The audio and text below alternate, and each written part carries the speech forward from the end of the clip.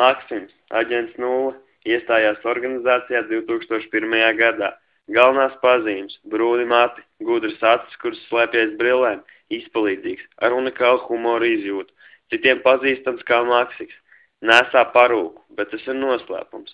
Organizācijā ir autoritāte.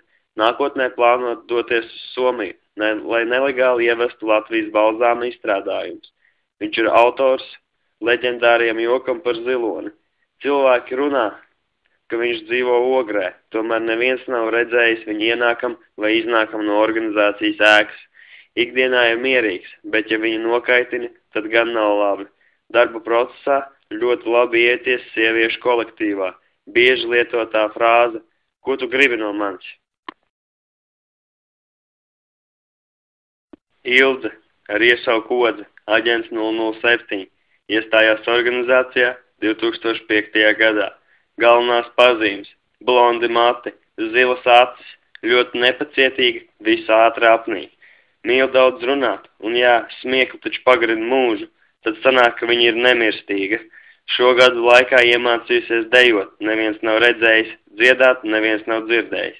Iemīļotākā vieta, jebkurš koridors, patīk veci vīrieši un mandarīni. Cenšas uzturēt sevi tonusā, kā kolēģi saka, jūtas pārāk par citiem. Pašlaik strādā par ķīmiķa analītiķi, bet plāno pamest organizāciju un uzsākt mācības juristu skolā, lai dotos darba meklējumos Eiropas Savienībā. Anete, aģents 011, iestājās organizācijā 2010. gadā. Galvenās pazīmes – blondi mati, zaļas acis, dzīvespriecīgi, jauka, patīk Itālijas kalni un jūra. Patiesībā viss, kas saistīts ar vasaru un saulainām dienām. Patīk plunčāties pa ūdeni, apkārtējie cilvēki domā, ka viņi ir saprotoši, bet tā nav.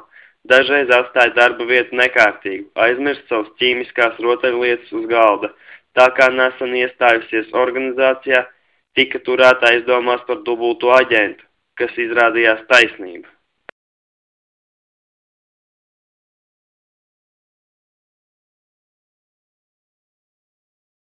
Edgars, aģents 10, organizācijas dibinātājs kopā ar aģentu 008.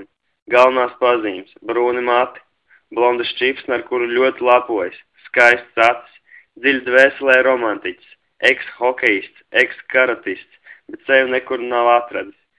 Kā pats saka, ir kā saules stars, gudrs, ļoti talantīgs visās sfērās, vienmēr sakot vislabākais, bet tā domā tikai viņš. Neskatoties uz to, ka visu dzīvi pavadījis sieviešu kolektīvā, nerunā tukši, neapsmēj citus un neapspriež jaunākās modas tendences. Bieži runājas ar gudriem cilvēkiem, parasti pat ar sevi. Regulāri maina savu viedokli, aizmirst sacīto, tomēr tas netraucēs sasniegt iecerēto. Visus tur aizdomās, katrā redz intrigantu, vienmēr ir atvērts kontaktiem ar citiem. Agrāk sodīts par to, ka rūpējoties par savu kolēģi, viņš somās slēpus uzglabāja ēdienu, gaidīdams valstī krīzi.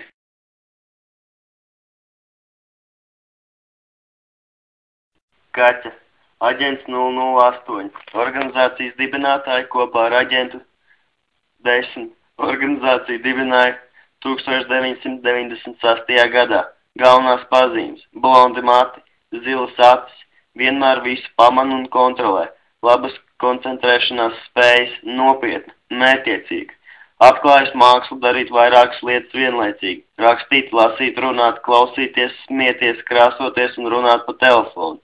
Ļoti grūti nokaitināma, bet ja tas notiek, tad sekas ir letālas. Savas dzīves laikā apgūst dziedāšanu, seno indiāņu garu izsaukšanas deju, 6 gadus savas dzīves veltīja attiecībām ar raketi un tenis bumbiņu. Šobrīd gatavojas stāties augstākajā aģentu mācību iestādē un kļūt par juristu.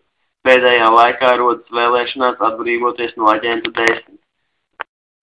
Ņina, aģents 005, iestājās organizācijā 2002. gadā. Galvenās pazīmes – brūni mati, hameljona acis, kuras mainās līdz ar noskaņojumu. Jaunākais organizācijas pārstāvs, bet ne vājākais. Tiek uzskatīts par augstasinīgu un vienaldzīgu, bet viņa patiesā būtība ir nezināma.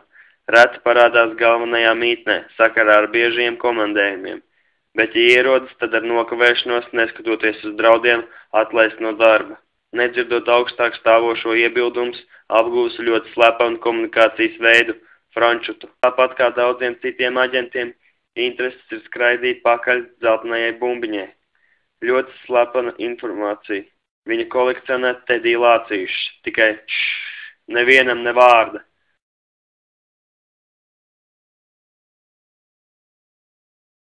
Rihards, aģents 003, pievienojās federācijai 2005. gadā, tomēr uzreiz kļuva par organizācijas šefu.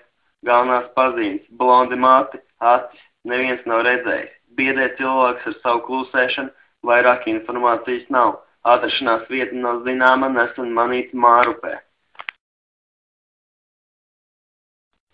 Jānis, aģents 001, organizācijā kopš 2006. gada. Darbojas organizācijā tikai dēļ tā, ka valstī ir krīze un citu nav ko darīt. Pazīmes – drēbes valkā pagadās, matu krāsa nav zinām, jo tiek slēpta cepurē. Intereses – uzjautrinošo jeb AK dzērienu lietošana, Daugava, Ķekavas vistas, kā arī patīk pavadīt laiku uz ielas. Ģimenei 3 brāļi, Jānis ar 3. brāļa reputāciju. Nepieņem kritiku, nepatīk, kad pa viņu smejas, tāpēc arī slēp savu profesijas būtību. Organizācijā strādā par apkopēju, bet tas ir tikai aizsegs, jo baidās atklāt savus talantus. Aģenta moto – talants не пропьешь.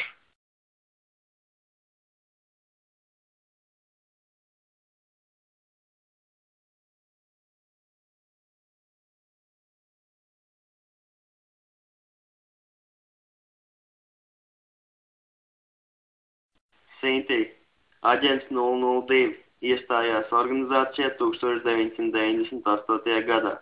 Galvenās pazīmes – brūni mati, zaļas acis, daudz ēd un runā, hiperaktīvi, smejas visu laiku, citiem nemanot guļ, agrāk sodīts par īpašumu bojāšanu, vardarbību pret kolēģiem. Kopā ar aģentiem 008 un 005 plāno pārņemt organizācijas vadību.